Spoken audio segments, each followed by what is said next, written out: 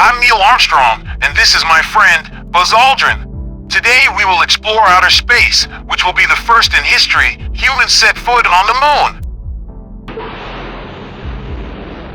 Let's go!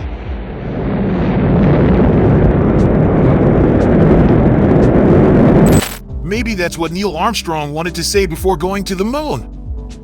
And today, 53 years since Neil Armstrong became the first man to set foot on the moon. Small steps for a human, but a big leap for human civilization. Shortly after, Armstrong's colleague Buzz Aldrin joined forces to explore the lunar surface, often referred to as the Sea of Tranquility. After descending the steps of the Space Shuttle Eagle, Aldrin looked at the vast empty expanse and said, "Such a beautiful silence."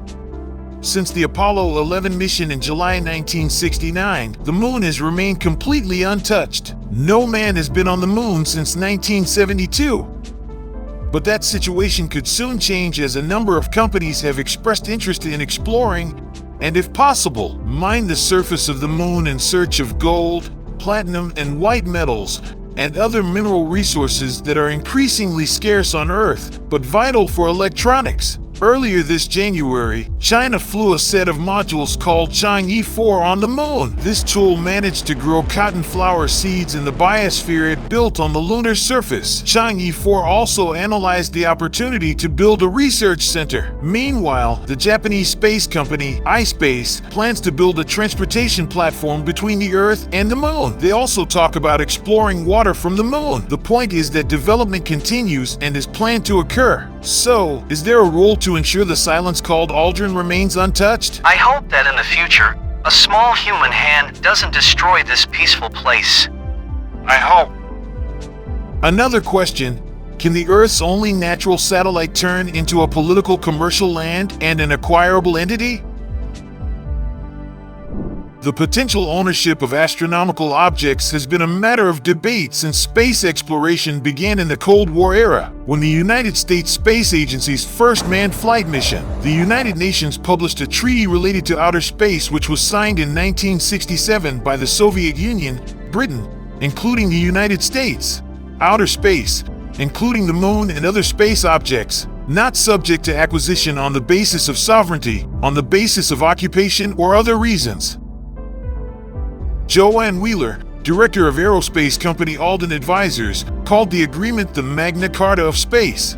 The Magna Carta, which is often called the earliest document on the recognition and protection of human rights, was published in 1215 in England. The Treaty on Outer Space led to the raising of the flag on the moon, as Armstrong and the astronauts after him did to be meaningless. This means that there are no rights to space objects that are binding on individuals, companies, or countries.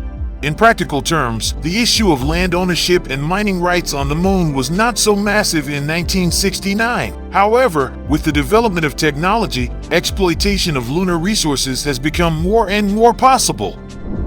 In 1979, the United Nations made a treaty regarding state activities on the moon and other space objects, or the Lunar Treaty.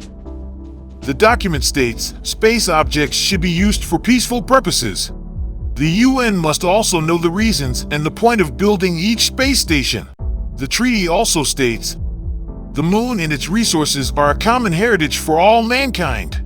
Not only that, an international body should be formed to manage the exploitation of every available resource if the project is feasible. The problem is that only 11 countries have ratified the international agreement, including France and India. The biggest space explorers, namely China, America, and Russia, have not ratified it, including Britain. Wheeler assesses that it is not easy to press for the implementation of the agreement. Each country applies every treaty they agree to the national legal system and is obliged to ensure every resident and legal entity complies with it. Professor Joanne Irene Gabrinowicz, former chair of the Journal of Space Law, agree on international agreements that do not guarantee anything. Law enforcement, according to him, is a complex step that involves elements of politics, economy, and public opinion. And international treaties that do not recognize the ownership of space objects by a country are now facing its biggest challenge. In 2015,